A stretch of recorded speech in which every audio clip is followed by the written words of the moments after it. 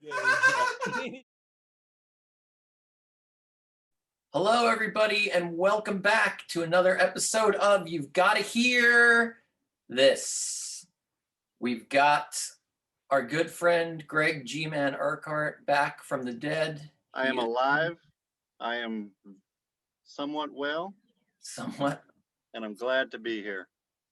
It's good to have you back. I'm glad Yeah. you're not impaled on a fence somewhere. hmm That feline AIDS was brutal. That's what you What really a got way to go. What a My way. dad went the same way. Call back to last week's episode. Huh.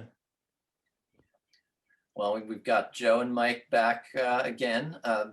You guys have not missed an episode yet, so kudos to you for that. Thank you for having me, John. I'm glad to be here. Thank you for having me. I'm glad Greg is back from the dead. Mhm. Shrimp's going to join us for the podcast. He's over there. Oh, Welcome, hey, Shrimp. back. What's up, bud? He's staring at bumblebees. What an adorable kitten. Good It guy. looks like you guys must have a beautiful day there in Charlotte, huh? It is gorgeous. It's probably about 64 degrees. It's sunny. It's going to be like 70s all week. Nice. We're officially in spring. Spring has sprung, as they Spring say. has Did you say that? spring has sprung. Hold on, I need to write that down. What was it? Spring. Has Okay. sprung. It Okay. has Mhm. sprung it. If Sprung. you're ever making small talk with anyone at your work, try to remember that one. No, I Yeah. don't really do. I don't really do small contact or even eye contact or small. Never mind.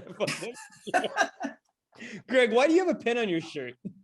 Well, I figured if anybody walks by and they see like, oh, that's Greg G-Man Urquhart from Favorite Least Favorite, I'm like, oh, come on, I'll sign your dog's leash. And then they get on the podcast and see all you guys, they freak out. Mhm.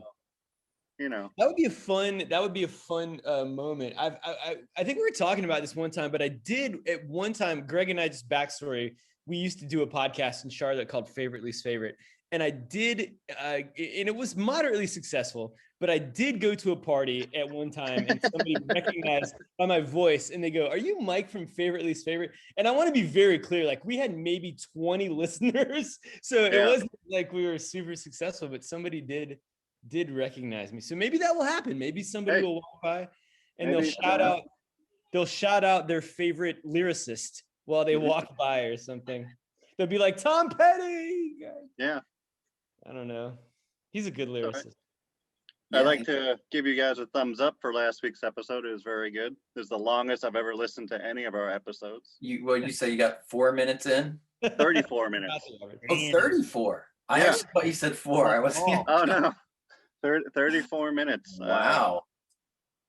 I enjoyed the missed- guest. He was funny. He loved Mike. Yeah, he did. I'm a laugh riot. You're yeah. It's debatable.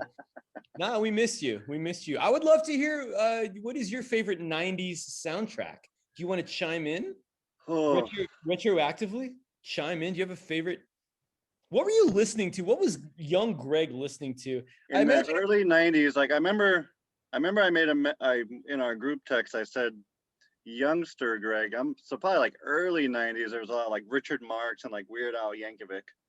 I did own Green Day Dookie on CD. Same. I owned, my CD collection was Green Day Dookie, Jock Jams Volume 3.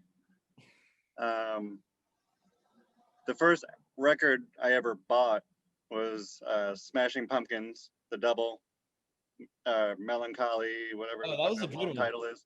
Great. And- I bought it at a place called The Wall, and they used to give you a sticker, a blue square sticker that if you ever got your CD scratched, you bring it in, they'll give you a new one. Mhm. Oh, wow. I don't know if that remember was a The Wall. national chain. It was definitely on Long Island and maybe like Yeah. Jersey.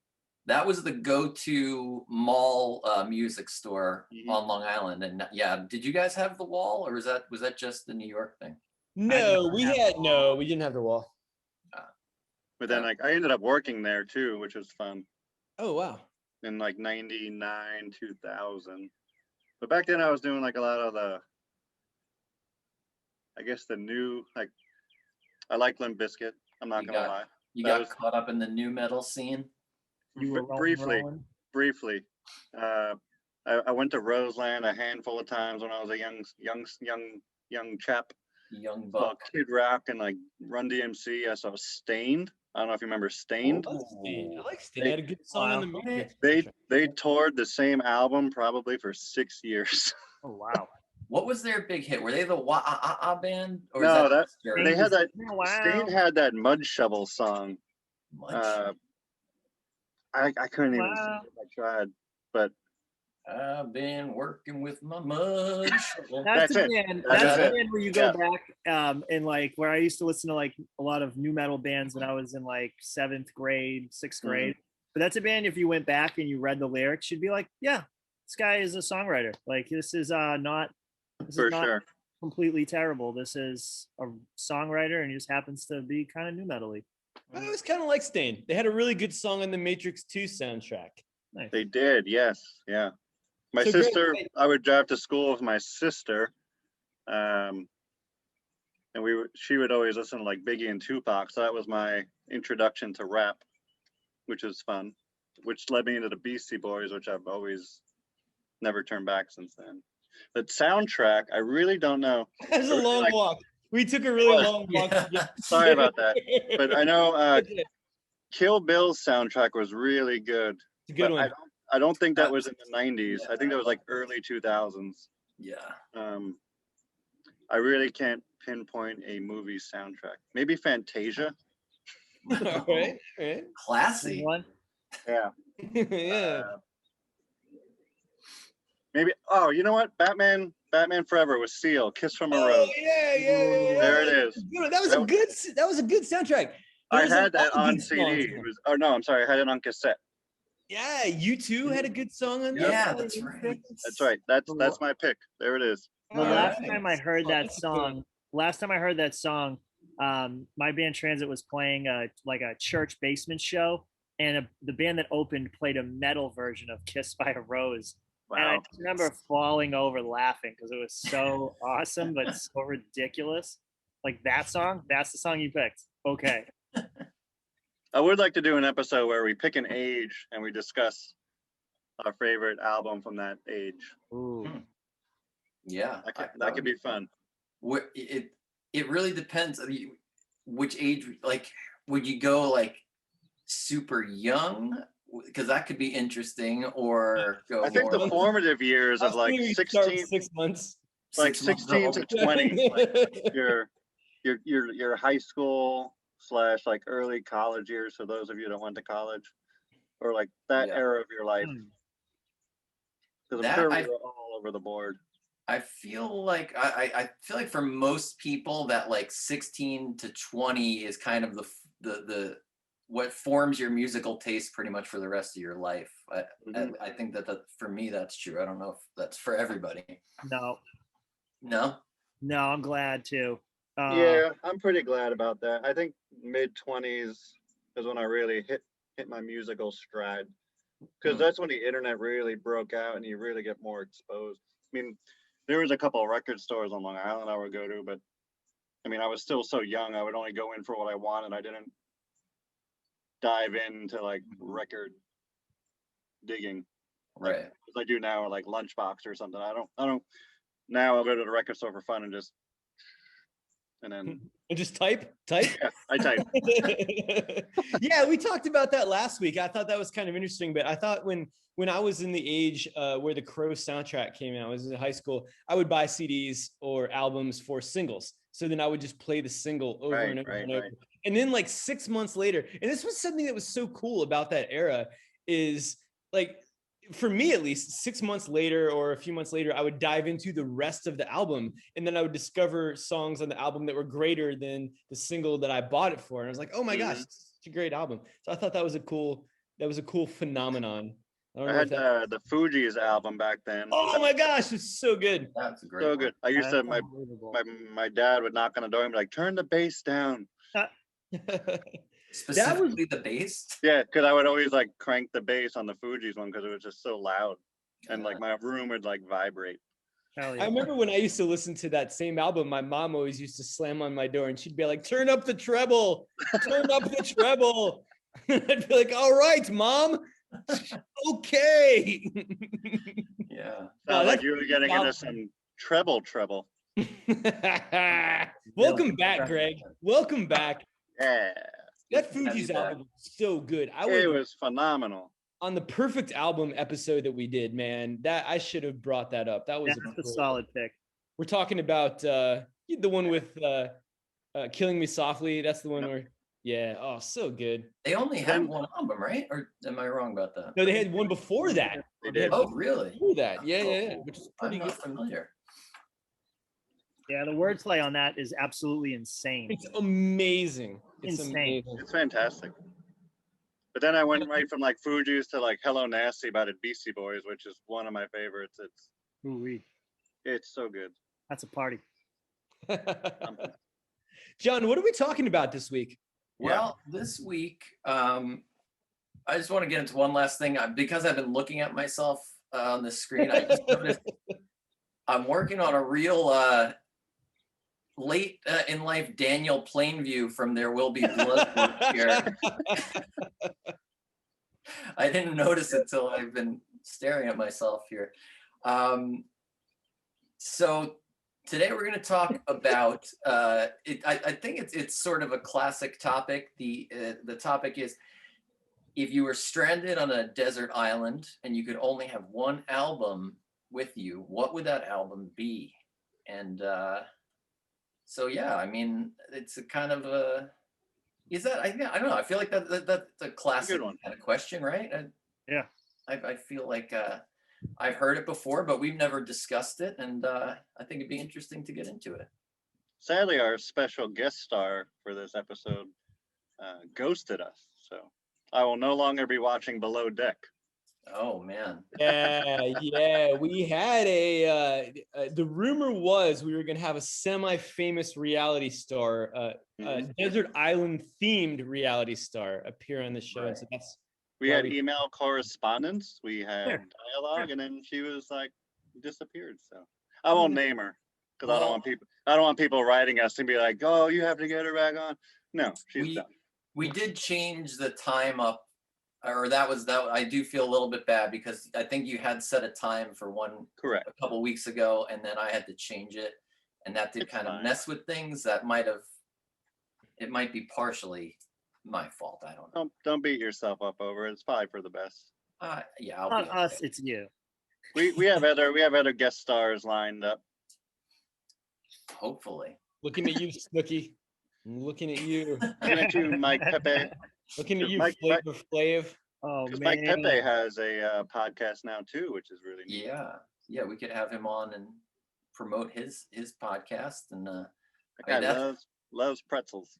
he does. Does he talk about that on his podcast? I haven't listened to it because it's a lot of like nerdy stuff that I just don't understand what he's saying. Yeah, Like- it's a little too much for me, and I even like know some stuff about recording and Pro Tools, and Right. it's yeah. I mean, I think it's a certain type of person that really you gotta be really into that gear talk, Yeah. Gear talk, that's what they call it. Mhm. So yeah, deserted island. Who's gonna go first? So yeah, who wants to go first? I'll Uh, go first. I'll go first. I put a lot of thought into this, and I thought that my initial response, like from my gut, I was saying it's probably going to be a Dropkick Murphys album. But if I'm taking this scenario literal, like I know it's probably the one album you can listen to of all time, and that's the question. But if you're taking it literal, if I'm legit on a deserted island and I'm listening to a Dropkick Murphys album, I'm gonna want to fight. I'm gonna want to box. I'm gonna want to do push-ups.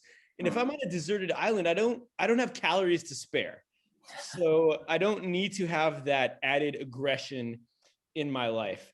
So then I took it in an opposite direction. Well, if I'm on a deserted island, I'm going to want something that's going to remind me of the times in my life when I wasn't on a deserted island. I'm going to want something that's going to remind me of the best times of my life. And I think there's only one correct answer to this question, regardless of who you ask. But the answer is Hootie and the Blowfish Cracked Review, which is my favorite album of Wow. of all time, unironically. from top to bottom, Hootie and the Blowfish Cracked Review. Okay, so let me start over. So when I went when I went to college in 1995, Hootie and the Blowfish was probably the biggest band in the world. And they were coming out of Columbia, South Carolina, which is where I was going to college. So it was what was that? Go Gamecocks. Yeah, I don't know if I've brought that up on this show before, but so I was going to Columbia, and when you're 18, you're really looking for some sort of identity and some sort of validation. And to have the biggest band in the world come out of the college that you're going to, it's just such a cool thing to get behind. It's like, yeah, I'm down with Hootie and the Blowfish, and everybody loves Hootie, and now I go to their school. So, but all of their songs on Cracked Review, much like Anthony Kiedis in Blood Sugar Sex Magik, they're like the Southern Red Hot Chili Peppers, if that makes any sense. Like they really nailed down what it's like to live in the South in all of their lyrics, much like Anthony Kiedis does in Blood Sugar Sex Magik. So it was just cool to be, and I was somewhat new to the South. I had just moved there from Wyoming, which is anything but Southern. And it was really hard for me to call the South my home. I was really looking for some sort of, like you and I'm like pointing at the screen like everyone can see, but like Greg and John are both from Long Island, and you guys have lived there all your lives, and you have sort of this pride of the place where you're from. And I never really had that. I moved to the South. Pride. I will. I'll define it by saying an identity. It's something you identify with. Like you can say, I am a guy from Long Island, and I've never been able to say I am a guy from anywhere because I grew up in Texas, and then I moved to Wyoming for like 4 years, and I moved to South Carolina. But just to have that album come out in a time when you're 18, you're really looking for something to grab a hold of. And not only do they paint such a great picture of what it's like to live in the South, but they did it in a way that the entire world got behind. And then if you add on top of that, I ended up going to the college that was featured in their liner notes through like lyrics and photos. It was just a really cool time to be a Hootie and the Blowfish fan. And then if you add to that, the fact that that was the summer between my senior year in high school and my freshman year in college when that album came out. So all the memories that probably the greatest years of anyone's life is that those 3 months. And just to have that album playing throughout those 3 months. No question. Hootie and the Blowfish Cracked Review. And they covered all the hot topics. There's like, back when that album came out, there was like the Confederate flag was on the State House grounds of the University of South Carolina State House. And they mentioned that in a song. And I actually ended up working for the South Carolina Senate to pay my way through college. I remember that story, yeah. Yeah. Little fun fact about Mike. Yeah, absolutely. I was a page for the South Carolina Senate. And for the first 2 years of my college career, I was a political science major. My goal was to be a senator. That's a true story. Really? Look at you. I had a friend whose mom was a senator for the state of South Carolina. She was a really big fan of mine. And if I would have played my cards right, I could have been a very, very conservative senator for the state of South Carolina. So I decided not to go that route, but yeah, man, good times. And then another fun fact, I'm just looking at my notes, but another fun fact is the sort of the iconic video from the Hootie and the Blowfish album was the Let Her Cry video. It's black and white, and there's this girl and she's running through the rain, and she goes to a diner. And later, so that was 1994. And then in 2003, I decided that I wanted to become an actor. So I ended up getting representation with Evolution Models and Talent. And they were the same agent that represented the girl from the Let Her Cry video. And I met her many times. And we met. And they're based out of Noda. They are. They're right across the street from Growlers. So if anybody, they're right next to Cabo Fish Taco. Yeah, I can't say enough good things about Scott Cooper and Evolution Models and Talent. So if you're listening to this and an aspiring actor, I recommend Evolution Models and Talent. And if you're stuck on an island, I recommend Hootie and the Blowfish, Cracked Review. The Wow. one memory I have of that album is that it came out as the same year that like Friends really hit. Yep. And then I think in my mom's car that my sister also drove, there was like Hootie and the Blowfish, Cracked Review, and then like the Rembrandts CD that had that song on it Mhm. or whatever. And then those are the two albums that were in the car, and like maybe like a Big E or something. I don't know. But we would listen to Hootie and the Blowfish. I haven't listened to that album probably in like 20 years, and I think I'm going to. Hootie and the Blowfish had a song on the Friends soundtrack. Did you really? Yep. Yep. So maybe that's why I feel like the greatest dad album of all time is Paul Simon Graceland, but I feel like the new greatest dad album of all time might be Cracked Review. I don't know. I'm gonna go with Hot Fuss by the Killers. Oh, is that a dad album though? I think so. What? No. I think I'm calling it a dad album because when Somebody Told Me came out, or that Somebody Told Me. Yeah, when that came out, I remember I was at Eric's house and his dad came in and was like, "You hear this new song?" And it's always stuck with me. And I've always labeled that album a total dad album. I love it to death. Dad, literally. It's a fantastic album. But knowing that his dad, when we were in like, so that came out probably 2003 or 4, it was right before I moved down here. Like his dad was into it. I was like, it's that album. All right. Okay. You know what's weird is I liked Paul Simon and the album Graceland, for a long time, but when I became a dad, it really legitimately I started liking it so much more and listening to it so much more. I'm not even joking. That's unbelievable. What is it about Graceland that makes every dad love it? My dad could not get enough of it.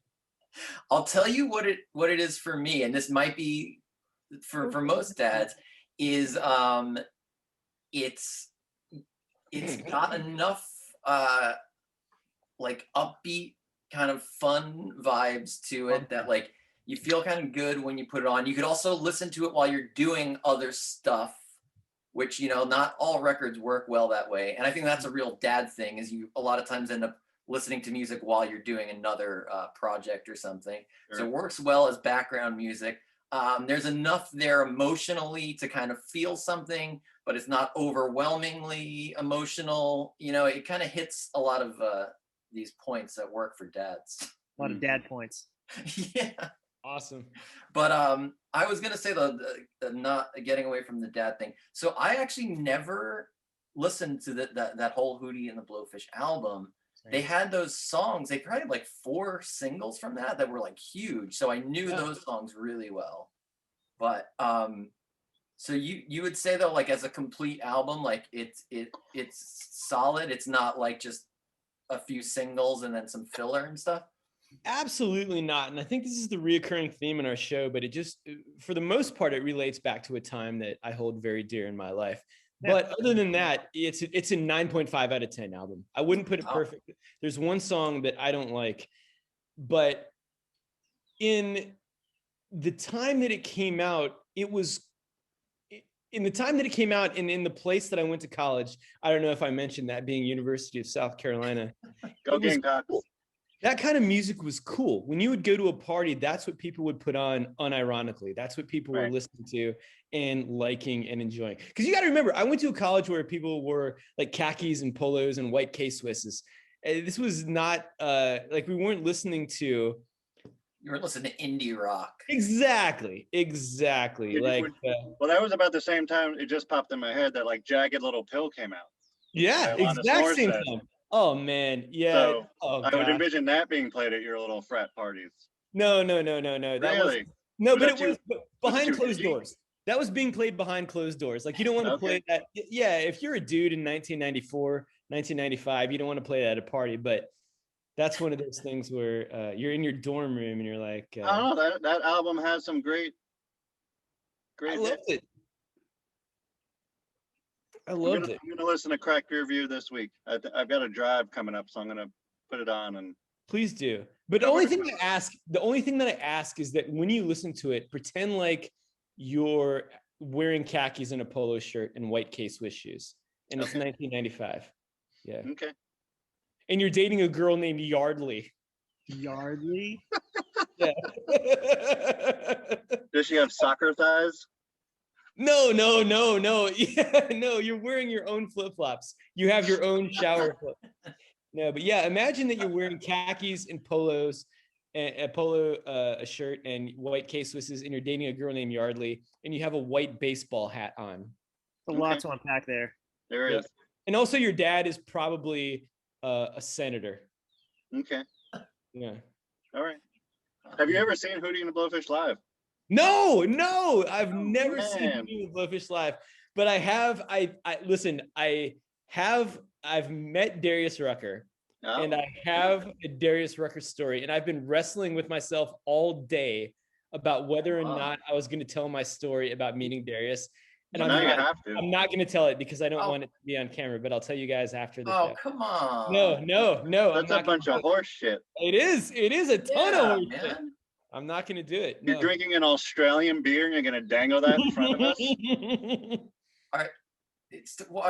Does it make him look bad? Is that Yeah. Oh, all right. Well, The I famous- respect that. You don't want to talk shit about Darius, right? Was he too good to talk to you?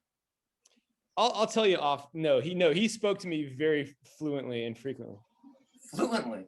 His English was very good. Show us on the doll where Darius touched you. Who's next? I'll go. Okay. I'll go. So I'm thinking of myself on a deserted island. Either I'm having a great time or I have no hope in the world. But I gotta basically consolidate everything I love about music into one record. But I also want to have the record fit the tone and the vibe of where I am. So I've been on 2 cruises in my life, and one of the albums I brought that was my favorite was "You Forgot It in People" by Broken Social Scene. And I was just laying next to this pool, headphones in, sun's hitting the back of my eyelids. So the album has a lot of sounds to me that feel like oranges and reds and yellows, and it perfectly fits laying in the sun. So that being my favorite record, because we weren't going to pay for Wi-Fi on the cruise, so I only had a couple records I could bring, and that was one of them. So I kind of already did $5 is going to set you back. Well, no, I didn't want to do it. I'm cheap. I didn't want to buy the Wi-Fi on the cruise. And yeah, this record is amazing. It's my favorite album by them. If you haven't heard Broken Social Scene, they're a Canadian indie rock band. It's like a super group. This record came out October 15th, 2002. 18 people made this record possible. There's a lot of hands. 18, a lot of hands a lot of people in the kitchen. I love this record. It's political, it's atmospheric, it's droning, it's strange, it's sexual, it's a little gross. It covers a lot. And like I said, me. I feel like you're talking about me. yeah, it's the most Mike Baby album. It's just like, it's got a perfect opener, it's got a perfect closer. Everything's iconic. Not every track is iconic, but the ones that are just hit home. And there's so much production, so much love in the production on this record. And again, it's just like, it's a very visual sounding record where, to me, when I listen to music, I definitely see things or like an animated picture in my head when I'm listening to certain records. And this one is just like mountaintops and valleys and just oranges and reds and yellows and just hazy. And it's definitely a druggy record. It's definitely, it's got some lyrics in it where you have singers where they put the words in there, and it's like, they have this way of saying, like, I don't give a fuck. This is what I'm saying. Like, this is how I feel. Fuck it. And this guy does it so cool that it's almost maxed out. Yeah, I just love it. I love this record so much. Some of my favorite songs on it are Looks Just Like the Sun, Anthem for a 17-Year-Old Girl, Cause Equals Time is my favorite song on the record. Yeah. I want to say, I was just on my phone. I want to point out I wasn't being rude. I was looking through my playlist to see if I had any Broken Social Scene songs, Yeah. And the one that I have is Cause Equals Time, which I really enjoy. That's a great song. So I know I'm a kind of out there personality, but like the picture I had in my head, I was working a couple days ago listening to Cause Equals Time, and I just got this image of one of those guys in those blow up T-Rex suits. It's a guy in a T-Rex suit, and he's on a bike, and he's just popping wheelies over like these mountaintops, and that's what that song, the riff at the end of it, reminds me of. Just this fucking crazy party situation. Lover's Spit is a huge song. It's very anthemic. His lyrics are, it's time that we grow old and do some shit. I like it all that way. And it's just like these lyrics that you're like, what are you talking about? And some of these songs, I don't know what he's talking about. And I like that about the song because I want to figure it out and I can't. And there's like this mystery to it. I don't know. It's weird.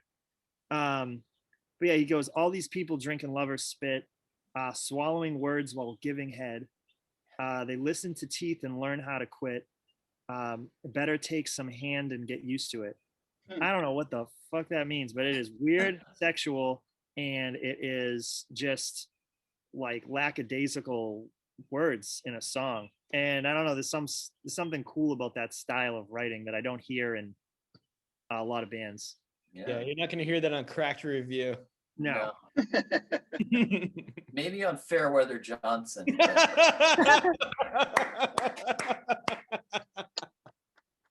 But it's really funny. I've been waiting to make a Fairweather Johnson reference this entire time. But yeah, they literally have a person credited on the record of talking parts. They found a person they like how they talk, so they randomly will come in and talk during the song. And it's just a weird record, and it's one that I can't really get bored of. And if I'm on an island, I need a record I can't get bored of, and I can keep finding something new. So that's my pick. Broken Social Scene, You Forgot It, and People. That's Nice. awesome. I'm gonna check that out. I too will check that out. I really do like that song. Cause, wait, what is it? The best song, Cause Equals Time. Yeah, I really do enjoy Best that. one, I think, on the record. I think that's I their feel best like that's song. one of those bands that would play neighborhood theater a lot. Because I just always, neighborhood theater is in Noda. It's like a very small theater, but it's very old as well. And they would always get these, like Dinosaur Jr. would always play there. Sean like Mullins. What's that? Sean Mullins. Sean Mullins. Sean Mullins would always be I there. always feel like I would always see like a Broken Social Scene on the marquee at some point throughout the year. What's that band that you like, John? They always play there. Built to Spill? Built to Spill is always Yeah, on the marquee. That's a great. Always on the marquee. And I'm like, know I'm gonna that. go get tickets. I'm gonna get tickets, and then I just never do, and then it sells out. I never got to see them there, I don't think. But they probably were playing there before I moved, I would imagine. Yeah. Before I lived in Charlotte, right? Mm-hmm. But Oh, yeah. for sure.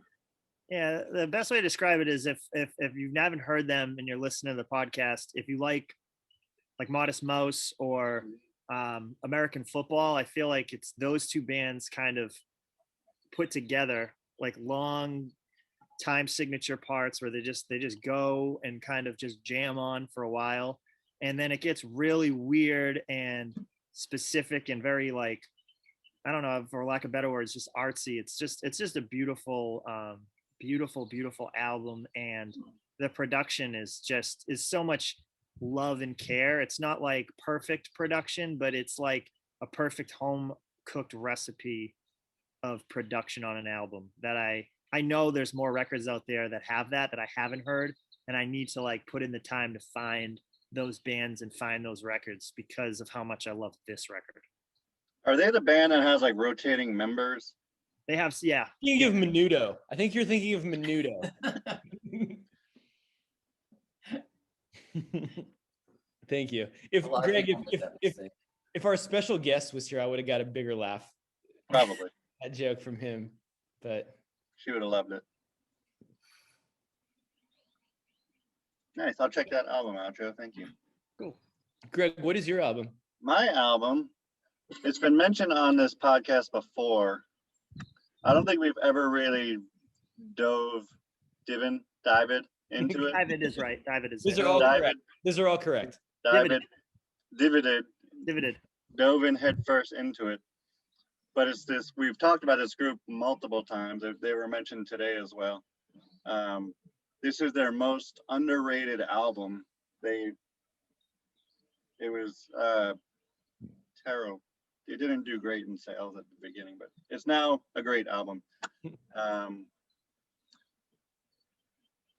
I feel like if you're on an island, you don't want something sad. You don't want something like that's just going to keep you down. So in my brain, it's like, I want to dance. I want to have a party.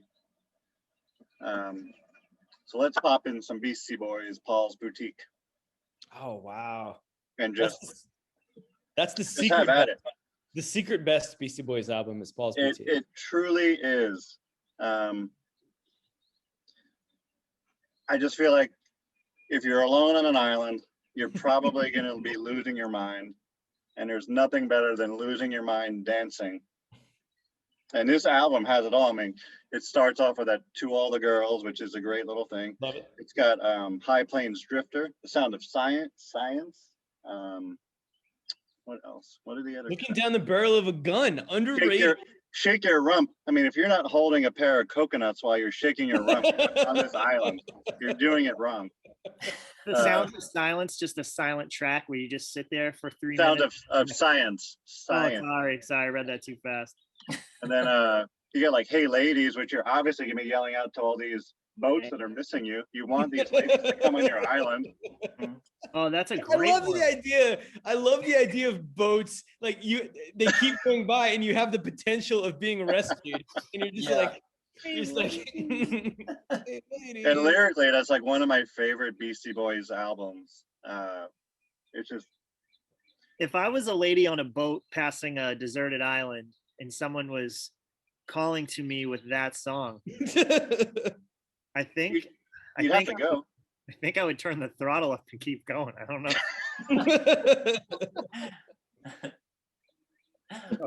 Go to the next island. I don't know.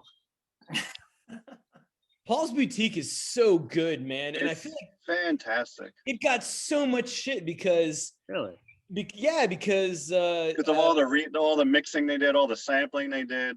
Yeah, and License to Ill was so commercial and Paul's Boutique was not. And so I don't feel like it was as well received as License to Ill. I feel like it was like a sophomore slump. But I've got a playlist that somebody made on SoundCloud. They made a whole playlist of all the samples they used. Oh, wow. And it's a fantastic listen. It is wild. So really, good. Really good. Well, one thing that happened. Oh, sorry. What's that? I didn't mean to cut you off there. You can go ahead. I don't know what I was going to say. Okay.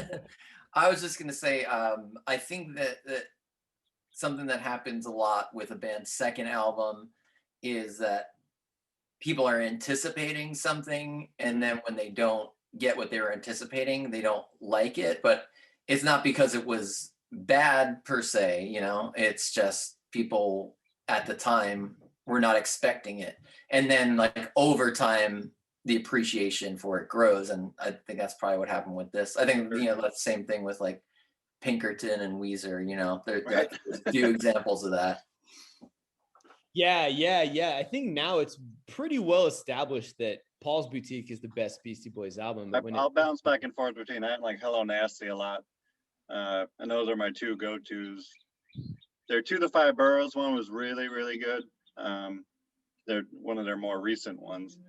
But yeah, Paul's Boutique is just front to back, just great. Really, really great. Eggman, it's great. Looking Down the Barrel of a Gun is underrated. Underrated. There's the lyric. Something. Homeboy, go in your tower. Your girl just got dicked by Ricky Power or something. It's fucking so great. It's like their name drops and their little references are only jokes that like they'll get, which is it's really fun. It's just that's it. And then I will just go back. Mike maybe mentioned pride about where you're from and like where you grew up.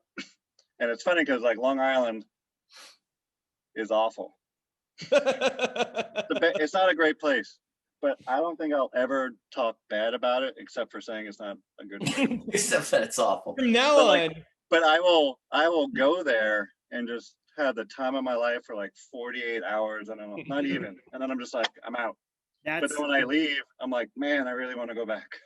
It's that's just weird. exactly how I am with Massachusetts. Like Boston, it will be like 4 days. I can do 4 days. That's a lot. And then after 4 days, I'm like, I gotta get out of here. I'll It's go to brutal. all my spots to eat food, and Yeah. then I'll be in like a donut shop, and like a 6-year-old woman will run up right to my face and be like, "Are you next?" Like right, and I'm like, "Oh, get me out of here! Everyone's Yeah. fucking crazy." It's so weird. Like basically my trips to Long Island are like going there, getting all the food I missed, and then like looking at my boarding pass when I'm leaving. And then when I leave, it's like, man, I really got to go back and get some bagels. I think anywhere where there's a lot of people in one area, it feels like that. Yeah. Yeah, like I think Boston and Long Island is, a lot of high-strung people walking Right. around, everywhere So you go. high strung. And it's once you go away from it, that's when you realize how high-strung everybody is. 'Cause, like when you live there, you're just like, oh, this is the way life is. Everybody's stressed out and pissed off all the time, and that's just Right. life. And then you go somewhere else, like, oh, wait, these people are not pissed off. They're not yelling at the grocery store clerk. They're not getting People are into happy. fights They're just at having a the great gas time. station. Yeah, like then you go back after living somewhere else, and it's like, oh my god. And Do you I've think pleaded with like friends that I have there still, like, you gotta leave. Like Eric was so close to escaping, so close, and then he just stayed. And I think once you pass 25 years old on Long Island, you're trapped. You can't leave. It's Western- tough to get out. I was in Western Pennsylvania on the first transit tour, and we go in the gas station, and I just have this, like, I'm just talking to people in the gas station, and we leave and we get back in the van, and I turn to my friend PJ, our bassist, and I go, what do people want here? He's like, what? What do you mean? I go, I feel like people want something. Like everyone was like so friendly. It was weird. And he goes, oh, because I've really never left Massachusetts until that point. He goes, Right. oh, it's because we're not in Massachusetts anymore. He's like, they're just friendly. They're just being friendly. They don't want anything. Like, Yeah. that was the moment I knew I was going to eventually move. Yeah. I know people that left Long Island and went back, and that's just like Oh, how did you blows do my it? mind. Like, how do you even do that? I don't know. Joe, It would take Go ahead. it would take a huge life change for me to live on Long Island again. Same. Mike? I have a two-part question. Yes, sir. One, I can't think of another band other than Red Hot Chili Peppers for Los Angeles that has written multiple albums where every song on the album is about the city as Dropkick Murphys. But I love that. So my two-part question is, are you a Dropkick Murphys guy? And is there another band who's ever paid so much homage to their town as Dropkick Murphys? I am a Dropkick Murphys guy. No, Dropkick Murphys own, I think they own Boston. They have 2 gigantic shows, sometimes 3, around St. Patrick's Day. I've never gone because it sells out immediately. Bands that I think of that are very Boston are Piebald. Piebald has a lot of songs referencing Massachusetts. Transit has a lot of Massachusetts songs, so my band.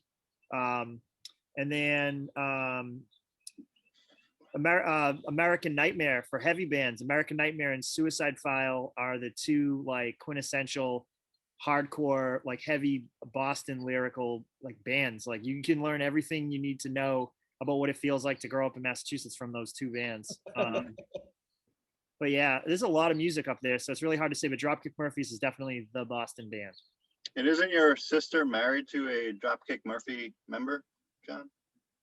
Yes. Yeah. Yes. My sister Michelle is married to Jeff DeRosa, who's been in the Oh, wow. Dropkick Murphys for probably like 12 years now or something. Nice.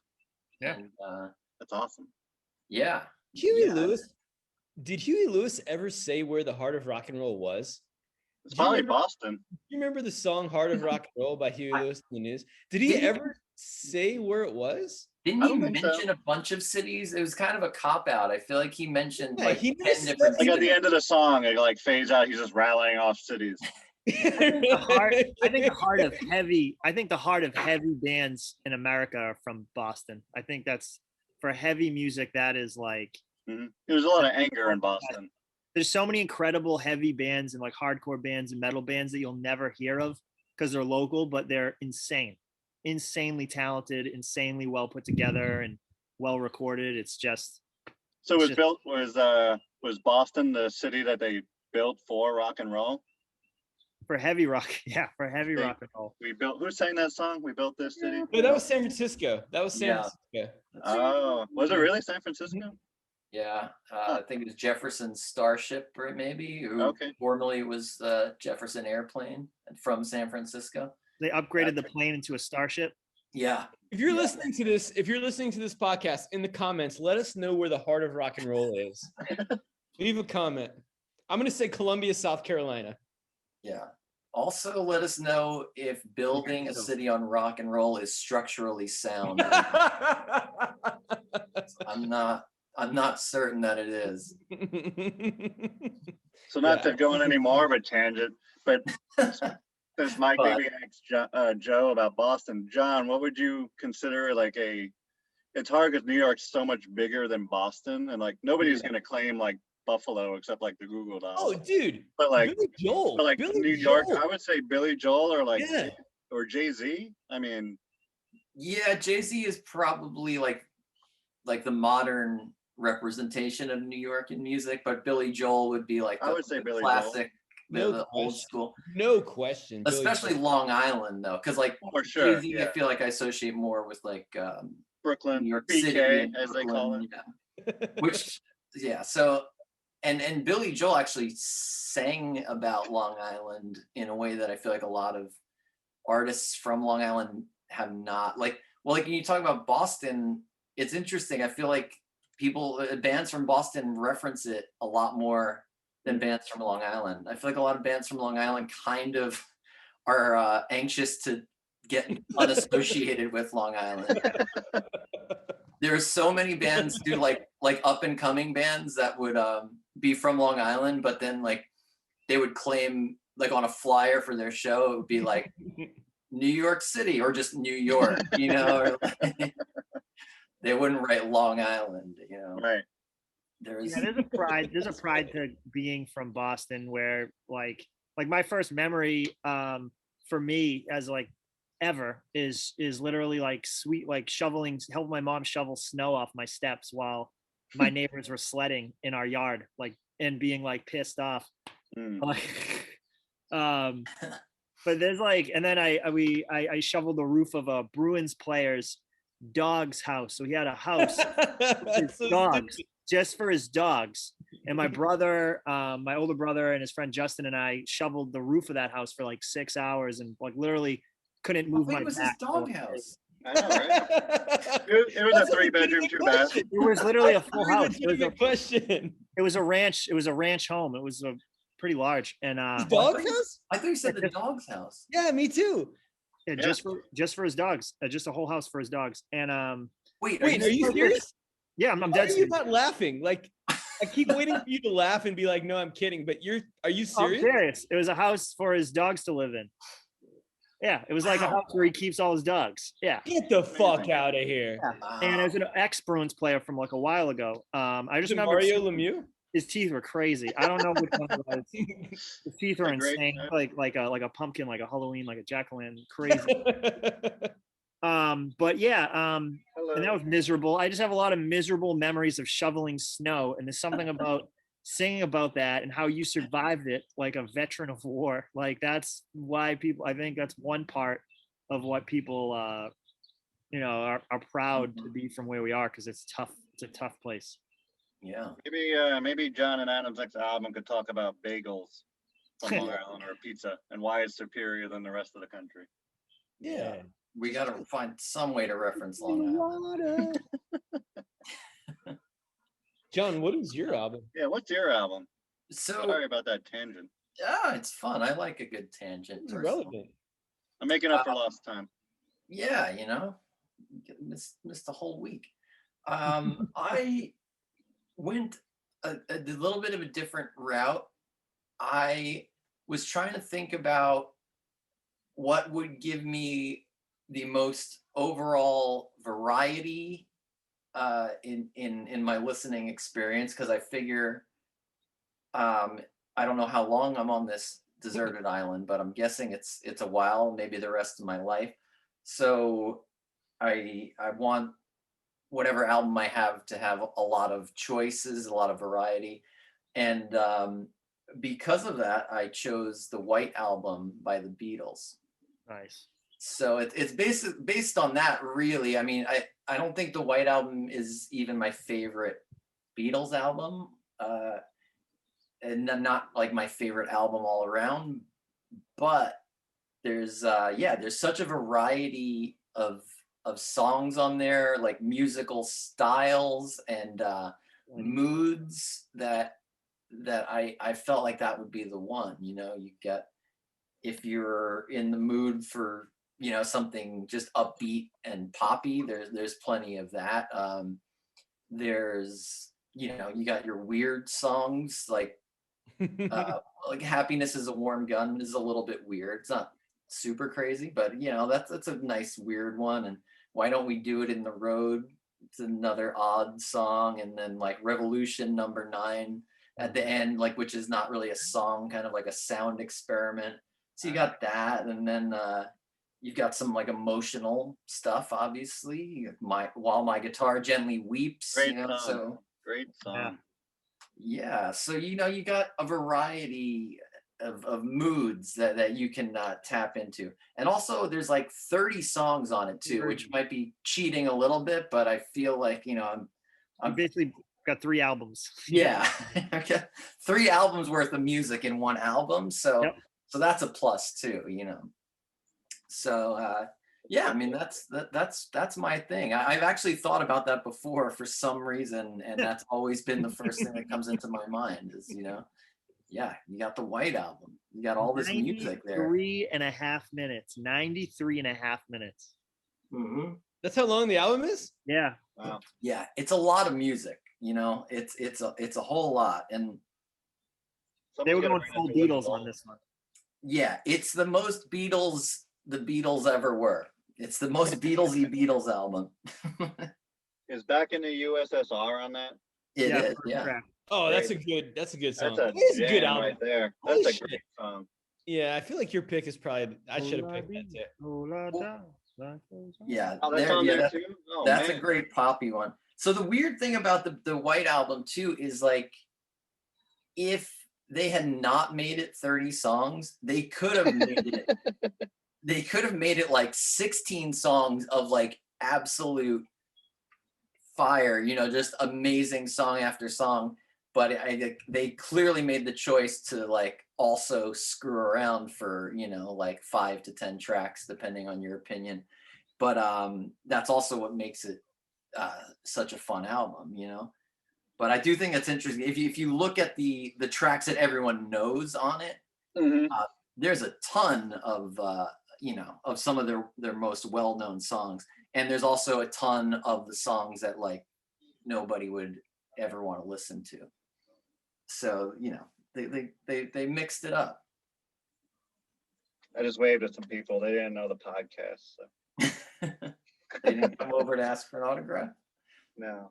My favorite Beatles White Album reference. I'm not too familiar with the album, but my favorite Beatles White Album reference is from the film Fletch. Whenever he's dressed up like a doctor, and he goes in the records room, like the files. He's trying to get a file on a patient, and then he sees a surgery, and he passes out because from the blood, like he just can't handle, so he passes out. So then the next scene, there's like a nurse doing the smelling salts, and he wakes up, and he goes. he goes, "Where am I?" And the nurse says, "You're in the records room. Can I get you anything?" And he goes, "Yeah, bring me the Beatles' White Album." And then he goes, "Never mind. How about just a cup of hot fat?" Which is, it's so funny. What? I don't know. It's the most random. It's like, how can we write the most random dialogue in a movie? Period. Yeah. Like What does that's that it. mean? Cup of hot fat. Cup of hot Anyway, fat. Yeah. I am Such a familiar great with movie. that. Such is great. I probably should have went with that. I think that's a better pick than Crack to Review. Anyone Yeah. have any almost made it to your picks? The what? That was one of those ones. Yeah. That's a great question. No, I don't have any. I was gonna do an LCD Sound System album because I wanted to try to keep it with the dancing, but I feel like it would have gotten a little bit older quicker. It's not as engaging as Paul's Boutique. Because every time I listen to Paul's Boutique, there's something new you hear, some new fun lyric. That's a really good pick. John, I have a question for you. And this kind of goes back to our fake bands episode, but it ties into your pick. I didn't realize, wait, is Sgt. Pepper's Lonely Hearts Club Band supposed to be a fake band? I thought it was the name of a Beatles album, but I didn't realize they were masquerading as a fake band. Yeah, I think that was the idea, is that they were playing characters to some extent. I think it's sort of not very clearly defined. But, Okay. it's kind of a concept album where in some way they've taken on the persona of Sgt. Pepper's Lonely Hearts Club Band. Okay, I might go with that as my alternate pick, Joe. I really enjoy Sgt. Pepper's Lonely Hearts Club Band. I think that's a fantastic album. That was my first good album I ever heard in my life. Like that's the one that made me love music. Period. That's where it all started for me. Yep. Wow. Yep. That's the first album where I'm like, wow, music's great. That was it. That's Beach Boys for me. Yeah. See, that's a good one. That could have been a good one too. I feel like Pet Sounds could be a good album for the island. I had actually thought about one of my alternate pick was actually Graceland, going back. Oh, nice. Back to the Dad album. Very dad of you. Yeah, it's very dad of me, and that was mostly, I think, because of a lot of the same things that I said about why I like it as a dad. But then, ultimately, I felt like the White Album gives me more to choose from. You get more bang for your buck too. I mean, that's 90 minutes. My original pick was my favorite like underground band, one of my favorites of all time, Algernon Cadwallader, which is a very really flows off really easy band name to pronounce. But they have a few really great records. It's not my favorite record, but it's one I knew the least of. So if I'm stuck on an island, I want to listen to the record I know the least of. And then if you look at the cover, it's like perfect decoration for my tiki hut. Parrot, yeah. And this album made me realize how dyslexic I really am, because I thought this album was called Parrot Files, and they switched the I, like they switched the letter around, but it's actually just called Parrot Flies. So it's not trying to be funny, but I thought they were. What kind of files would a parrot have? That's what I want to know, like the X-Files. I really thought like they were just words. It's just different words for him to say. He keeps them all. Hello, I love you. The band gives you advice on how to survive on an island. Oh, wait, that's the album we all should have picked. That's the one we all should have picked. Yeah. If there's advice on how to survive, I don't know how to survive on an island. He's telling you how to forage for food. He says, shuffle, sway, pick up things, and look underneath them. Wait, shuffling and swaying are part of on the island, because you got to dance on the island. Obviously, yeah. I mean, I back that. This is it. This is how you know that it's okay that you're stuck on the island. He says, a parrot flies 1,000 miles only to find he's gone in the wrong direction. He thinks, if this is where I am, then this is where I belong. If I was stranded on a desert island and could only take 3 things with me, I know what they would be. But he never tells you. He never tells you what they would be. So for me, it would be Broken Social Scene, You Forgotten People, a metal mug to keep my drinks cold, and what else? Oh, and wow, I only picked 2 things. I only picked 2 things, so I suck too. I wrote last one, he goes, I wrote a book about living in paradise and how living in paradise isn't what it's like in books. You can't hold attentions with pretty sunsets and white sand. Computer desktop crops out the gritty lives of the Kiribati, which is like a tribe, I guess. And then he says, but I guess that's like living in paradise. And he says, what would you do when you're down and out on an island the size of a nipple? And he just ends it on that question. So it's a very weird album that's themed on you being stuck on an island. Yeah. And the album art is a perfect decoration for your tiki hut. And that was going to be my first pick, but I don't love that album as much as Broken Social Scene. Sorry to go off on my tangent, but that was my almost pick. That's great. Good. Not very practical advice, really. No, it's weird advice. It's a weird fucking band. It's a weird band with weird advice and unanswered questions. A lot of unanswered questions piss me off. That reminds me of, do you guys ever hear that song "Don't Worry, Be Happy" from the 80s? Oh man. There is a lyric in that song where he's like, ain't got no cash, the rent is late, the landlord's ready to litigate, but don't worry. I'm like, you know what? You should probably start worrying at that point. Yeah, that stresses me out. That doesn't do what it's telling me. At that point, you really should start to worry. That's a great rhyme. I'm very proud that he was able to rhyme with litigate. Yeah. You definitely force that one. So I need to use this word. I got to figure it out. You really made it real with that. Yeah, he probably broke out his rhyming dictionary to get that. Yeah. Mitigate would have been a good one too, but Mitigate. That's a little tougher to work in, though, right? I feel like that's a legal. That's the third thing I'd bring with me on my island, rhyming dictionary. Very important. Yeah. Got to write some songs and Write some poetry. songs or I'm going to go nuts. Yeah. Bring a moleskin and just have at it. Oh, Yeah. My third thing would probably be like a gallon jug of water, but if you want to go rhyming dictionary, that's perfectly fine. those filters for water, like those water filters you can just stick in a puddle of mud and just drink the water out and it's fresh. I'd bring that. No, a cell phone. Well, the thing is, it's like, what kind of deserted island is this? If we're able to listen to music, it must not be that bad. Yeah, I don't know what kind of device we're listening to our music on the island. But on yours, Greg, there are clearly people are just sort of boating around. So you're not right. You're not very desolate. You're in spring break. You sound like you're in spring break. It's not really a desert. Maybe the boats full of females flying by were just mirages because I've lost my mind. Oh, yeah. Mm-hmm. That very well could be. Yeah.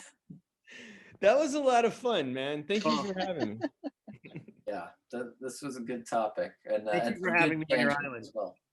Yeah, I'm glad anyone can come to my island anytime they want. Actually, maybe that'll happen this summer. You'll all come to my lighthouse island. Oh, yeah. That's right. I hope so. We just RSVP'd. I know. I got your wife's email. That was very exciting. Yeah. Looking at you, Mike. Yeah, I'll get on that. Listen, I've got no cash and my rent is late, so You know what's gonna happen next? I'm not worried. Don't worry. You can't worry. Your landlord's gonna litigate Yeah. real soon. I like that too. That the landlord is not just gonna throw you out of your place. He's gonna get a lawyer and sue you. Like, it's a very serious situation. There's steps. There's a procedure. He's dropping the whole library on you. Sounds like the worst I mean, good for him. He's covering all his bases. Well, maybe you should have got out of there if the landlord's that unreasonable anyway. No, he's litigating. He's reasonable. You have just as much opportunity to choose legal representation. This is true. You can actually sneak it into your agreement, like, oh well, if you lose, you're paying my lawyer fees too. Yeah, there you go. That's how that thing works. Don't worry. Be happy. Be happy. Yeah, don't worry, be happy. I mean, fuck it. Just be happy, it'll all go away. It reminds me of that Disney movie Brink, where the sister says to him, "Skate better. That's all you have to do," because he's like in this competition. Just get better. Just be happy. Just shut up. Be happy. It's like, oh yeah, it's that easy. Great. Thanks for the advice. Yeah. The worst Yeah. advice you could give anyone over 18. Don't worry about it. It's fine. Get Don't better? Don't worry about it. Just stop worrying. worry. It's fine. Don't worry. It's fine. It's basically just saying, you know what? You should really just say fuck it more. Just say fuck it. Yeah. the YOLO song isn't could have as been great called- as it sounds. The song could have been called "Fuck It." Yeah. Don't worry. Fuck it. That would, yeah, that'd be Don't a good, worry. that'd be a Just big fuck cover. it. Yeah. Don't worry, just fuck it. I say Yeah. just fuck it all the time. It's okay. Yeah. Don't Your Jamaican accent is spot on. just fuck it. I thought Bobby McFerrin was actually here with us for a moment. What if I ripped off my face Mission Impossible 2 style and I was actually Bobby McFerrin? I wouldn't even flinch. My first question would be: have you been Bobby McFerrin this whole time, or just today for this Don't worry. episode? John, don't worry. I've been Bobby McFerrin. Just be happy. Don't worry. And where is Mike, baby? Yeah, well, right. Like, have I been friends with this You gotta make imposter Mike baby for 18 years, or is it really just Bobby McFerrin in like whiteface? How long? How long have I been friends with secret Bobby McFerrin? 22 years. Jeez, 22 years. that would be a twist. Yeah. Oh man! All right. Well, if that's not a good way to go out, I don't know what is, man. It's not going to get any better than that.